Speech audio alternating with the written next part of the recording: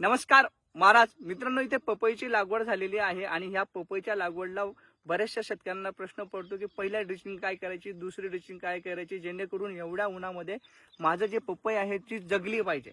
तर काय करायचं आहे मित्रांनो, 200 लिटर टाकीला अर्धा किलो रोको टाका, त्याच्यासोबत 100 ग्रॅम एक्स्ट्रा टाका आणि 1 लिटर PI कंपनीचं ह्युमॉसॉल टाका आणि प्रत्येक झाडाला 100 ml ना तुम्ही इथे होता.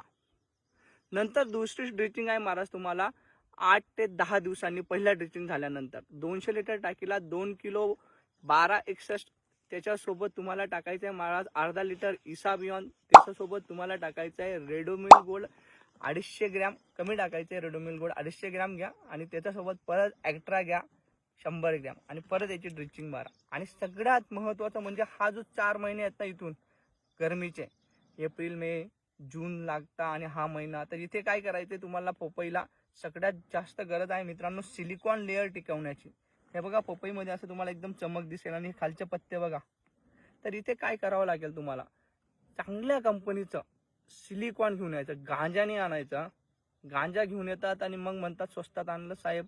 नाही, मी तुम्हाला काही चांगल्या कंपन्या सांगतो किंवा तुमच्याकडे जी चांगली असेल ती वापरा. प्रिव्हीचं सिलिकझॉल आहे, नंतर इंडोफिलचं एक वेगळं नवीन प्रोडक्ट आलाय ते बी जबरदस्त आलाय, नंतर UPLचा गॅनेक्झा आहे. मला हे 3 प्रोडक्ट चांगले माहिती आहेत.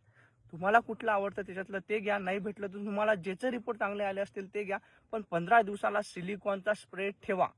सिलिकॉन हा असा मॉलिक्यूल आहे जो पत्त्यावरती एक लेअर तयार करतो आपली स्वतःची.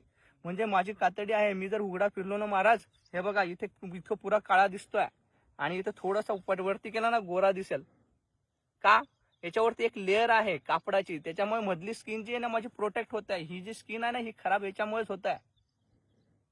मग सिलिकॉन काय करतं, सिलिकॉन याच्यावर एक लेअर तयार करतं आणि ती लेअर काय करतं, सिलिकॉनची लेअर जी आहे ती हे जे हेवी एकदम हीटवाले सन रेज आहेत याला रिफ्लेक्ट करतं आणि जास्तीत जास्त जे सेल डॅमेज होणार आहे, पेशी मरणार आहेत त्यांना थांबवतं, सेल बनणं थांबवतं.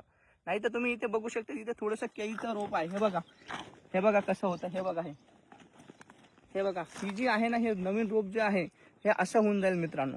कुठलाही पीक असू द्या, केळी वगैरे मध्ये तर केळीला सगळ्यात जास्त गरज आहे, कारण की ही जी कातडी निघते ना ही एकदम बारीक राहते मित्रांनो, आपल्या कातडीपेक्षा मऊ असते, म्हणजे आपल्या लहान मुलाच्या कातडीपेक्षा मऊ असते.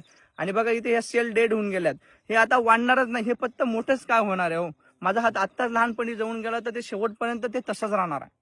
मित्रांनो, चॅनलला नवीन असाल तर फॉलो करा आणि अशाच नवनवीन व्हिडिओसाठी तुमच्या समोर मी येत राहील. अजून पपईमध्ये काही लागत असेल तर तेही सांगतो. बऱ्याच शेतकऱ्यांना प्रश्न पडतो की माझा स्टंप बनला पाहिजे, तर स्टंपसाठी तुम्ही